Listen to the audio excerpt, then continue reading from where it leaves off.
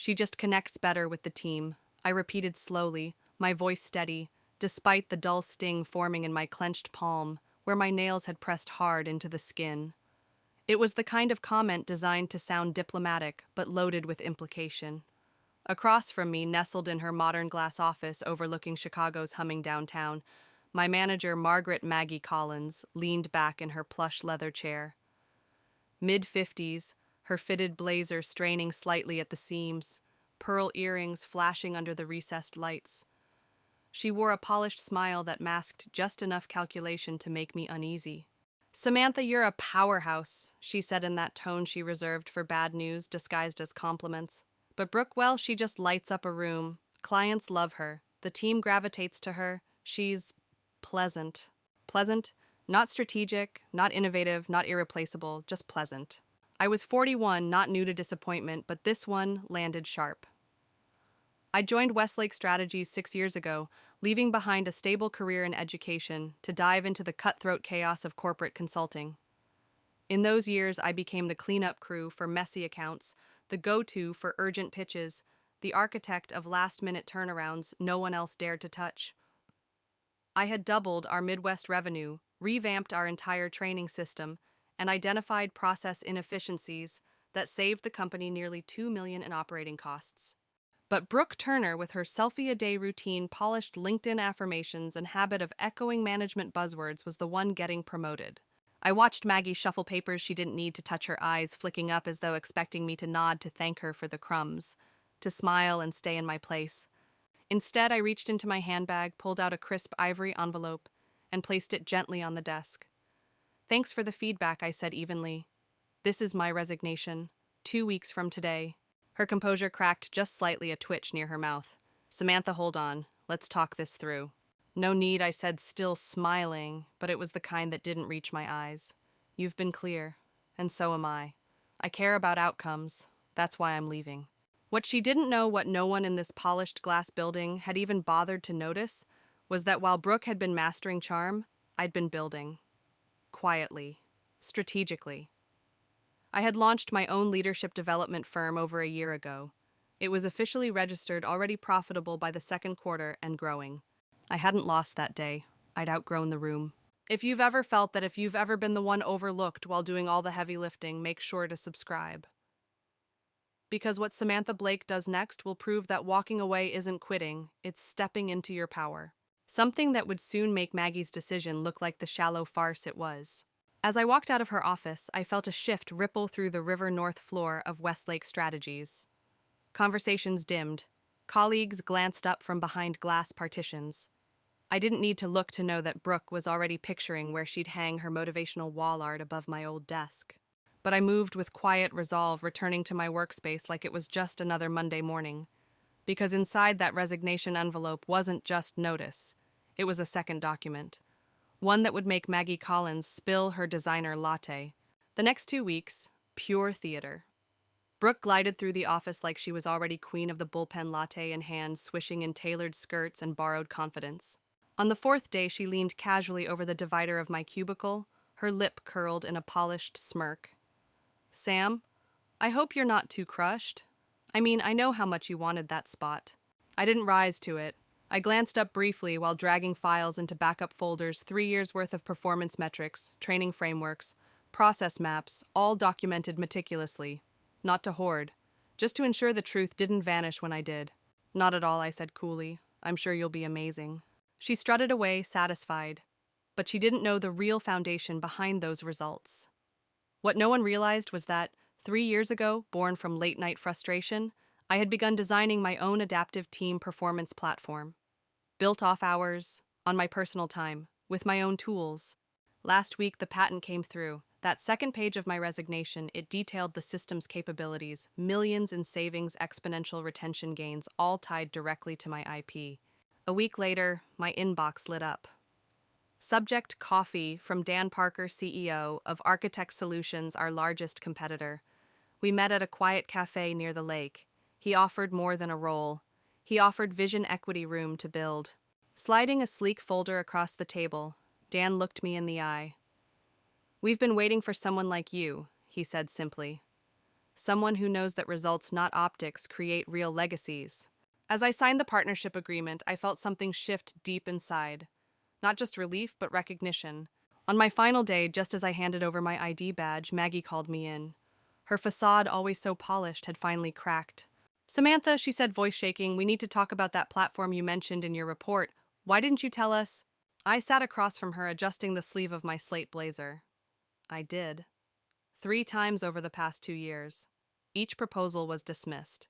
You said team chemistry was the priority. Her face paled as she flipped through the printed report.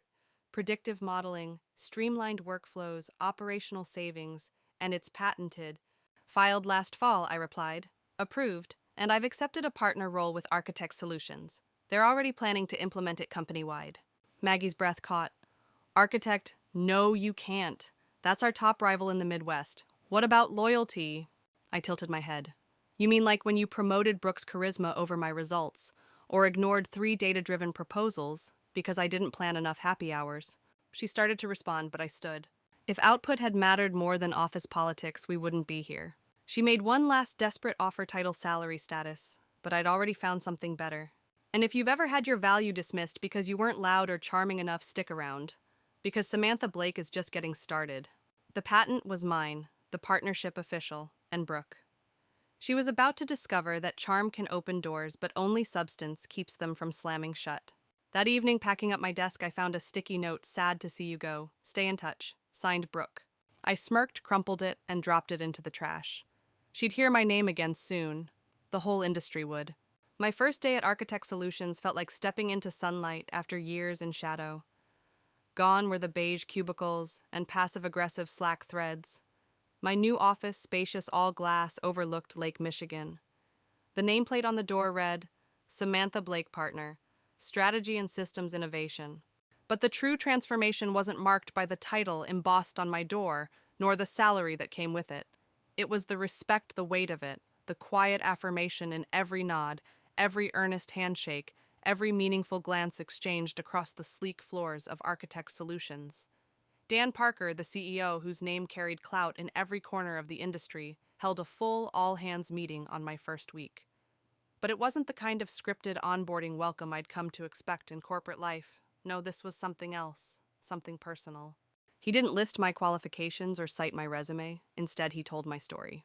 He stood before a room filled with strategists, developers, and executives, and spoke with conviction about the platform I'd built, how its framework had transformed not just workflow, but the very philosophy of how teams function. "Samantha isn't here to fill a seat," he said, his voice calm and resonant. "She's here to pioneer the next phase. Her work hasn't just saved millions, it's altered how firms think." His words pierced through layers of old doubt like sunlight through fog. For the first time in a long time, I felt seen, not for how agreeable I could be, but for the legacy I was constructing. At Westlake, I'd been the phantom in the wings pulling strings behind the curtain. But here I was, center stage, the architect, not the shadow. 3 months into my role, during the quiet lull of a midweek strategy workshop, my phone vibrated softly against the polished table. A message from Marcus Reed, one of the few remaining bright minds at Westlake, flickered across the screen. "Check the news. Something big just dropped." Curious but calm, I slipped into my office, its floor-to-ceiling windows, spilling late autumn light over the minimalist decor. I opened the link. There it was, bold, damning, unignorable. "Westlake Strategies loses 30% of clients after Q2 systems breakdown." The article was merciless. It spoke of spiraling project costs, missed deliverables, and 3 flagship clients abandoning ship. Their infrastructure, once proudly presented in boardrooms, had been laid bare, fractured, obsolete, and frighteningly reliant on undocumented workflows. The backbone, it seemed, had vanished. Then came the line that twisted, "The knife service has collapsed," said Greg Whitman, CEO of Terranova Solutions. "They once handled our enterprise integrations. Now they can't even manage basic timelines. It's like their operational spine disappeared." I exhaled slowly, the corners of my lips curling upward. That spine, that was me. The same system they dismissed. The one Maggie Collins pushed aside in favor of lunchroom popularity. The one Brooke Turner was never equipped to understand, let alone sustain. A second ping. Marcus again, Brooks having a full-blown meltdown in the break room. I leaned back, sunlight warming my face as it reflected off Lake Michigan. I didn't need vengeance. I had validation. If you've ever been passed over, overlooked, or silenced because someone else played the game louder, you'll understand. Samantha Blake's ascent had only begun. Brooke had long relied on performance buzzwords, curated smiles, borrowed insights. But now, stripped of foundation, she stood exposed. And Maggie, who had wagered the company's future on a face-over function, was watching her decision unravel. Meanwhile, I was orchestrating something greater. At Architect, my system wasn't just operational, it was transformative. Timelines shrank by more than half. Client satisfaction reached unprecedented highs. Operational KPIs surged across every department. Dan had already greenlit a full-scale rollout, and no fewer than 3 Fortune 100 companies were in talks to license the platform. They'd underestimated me. Now they were scrambling to recover ground I'd long since claimed. One crisp Thursday morning, exactly 6 months after walking away from Westlake Strategies, I arrived at my office to find Dan Parker standing near my desk, the Chicago Business Ledger folded neatly in his hand. "Have you seen this?" he asked, offering me the paper like a trophy. The headline splayed across the front: Westlake Strategies announces emergency restructure amid system collapse and mass departures. I took it, scanning briefly. I saw. They're dismantling it all, finally acknowledging what they broke. Dan's voice was matter-of-fact, yet tinged with a trace of incredulity. They tried to rebuild your system in-house, but they didn't understand the architecture. I nodded, unsurprised. They saw code. But it wasn't the code, it was the logic. The principles beneath it that made it scalable. Dan smiled, the kind of smile that knows the value of patience, which is why the board voted unanimously. You're being promoted. Starting next week, you'll be Executive Vice President of Strategic Innovation. You didn't just enhance our systems, you've reshaped our direction. A warmth unfurled inside me, quiet, powerful, earned. Later that day, as the golden hour washed Chicago's skyline in molten light, an email landed in my inbox. The sender, Margaret Collins. Subject: apology. I assume you've seen what's happening at Westlake. I was wrong. Ignoring your work was the greatest mistake of my career. The board sees it now. They understand what you created and what we let slip away. I've resigned. Brooke stepped down last month. Turns out charm doesn't deliver on deadlines. I stared at the screen, emotion stirring but contained. There was something poetic about it, not closure but symmetry. Her message continued. I know it's too late to fix anything, but I wanted you to know you were right. Results matter. I wish I'd realized that sooner. Best, Maggie. I read it again. Years ago, such a message might have cracked something open inside me. Might have sparked tears or nostalgia or the ache of validation long withheld. But now, in my corner office, its walls lined with proof of every uphill battle won, I felt nothing but clarity. Behind me hung a frame showcasing my patent, beneath it, a polished plaque from our highest performing quarter. On the shelf, a glossy copy of Forbes open to an article listing me among the top 10 women redefining innovation in tech. Maggie's email no longer a reckoning, just a footnote. I clicked reply and typed slowly, "Thank you for your message. You're right. Results do matter. I wish you well in what's next." I hit send, leaned back, and surveyed the office, built by grit, not gifts. Every inch of it earned. The next morning, I called a full team meeting. The room filled with engineers, analysts, designers, each one present not out of obligation, but purpose. Once seated, I stood and looked out over the room. Before we dive into this rollout, I began, my voice calm but resolute. I want to share something. Not a strategy, not a roadmap, a story about value, about how we see it in others, and how we guard it in ourselves. Heads nodded, eyes focused. Now, in that conference room, infused with bright purpose and charged ambition, we were building something far greater than any one initiative. As I spoke, something shifted in the air, a quiet understanding, a shared current of intent. Heads began to nod in subtle unison, eyes sharpening with the clarity of recognition. They weren't just hearing me, they were receiving the truth woven between my words, the unspoken weight of resilience and belief. They saw it clearly now. This company, our company, was no longer a playground for egos or a stage for performance art. It pulsed with integrity, was fueled by courage, and built upon the kind of quiet strength that, when fused with genuine purpose, didn't just lead movements, it sparked revolutions. That evening on my drive home, The car's smooth glide brought me down familiar roads once tinged with frustration. As I approached the corner where Westlake Strategies loomed, I eased to a stoplight. Its once proud signage, etched in metal across the building's stone facade, now appeared dulled like ambition, long since tarnished.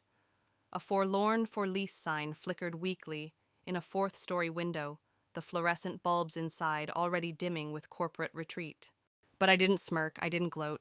Instead, a quiet sense of gratitude settled over me, heavy, warm, and sincere. Grateful they hadn't seen me for what I truly was.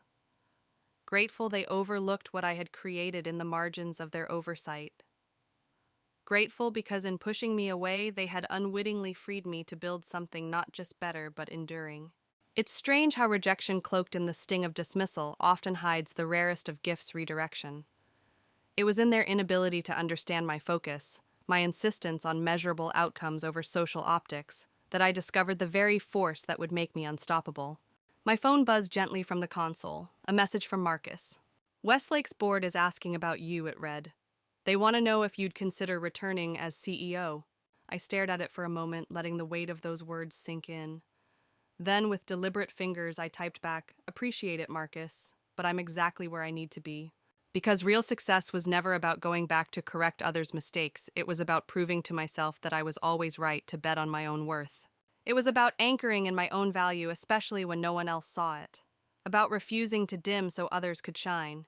It was about rising for my own purpose, not shrinking for someone else's approval. That's where my story truly began. As I pulled into the garage of my Lincoln Park townhouse, the day's golden edges softening into night, my thoughts drifted to the unseen legion of professionals like me. Quiet titans overlooked builders, extraordinary thinkers passed over simply because they didn't shout the loudest or politic the best. Maybe the story I'd lived would reach one of them. Maybe it would become their spark, their whisper in the dark, urging them to stop waiting to start building without permission. Because rejection, it's not the end, it's a detour, a recalibration, a signal to take that dismissal, that silence, and convert it into force, into platforms, innovations, legacies. To take the label of too much and translate it into the truth that you are simply more than they could handle.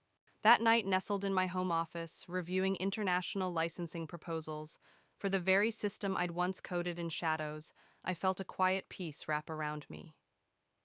On the wall above my desk hung a quote, framed in black, a phrase once lobbed at me like a flaw. "You're too focused on results." Maggie hadn't been wrong. That focus, unyielding, unswerving, is precisely what had brought me here.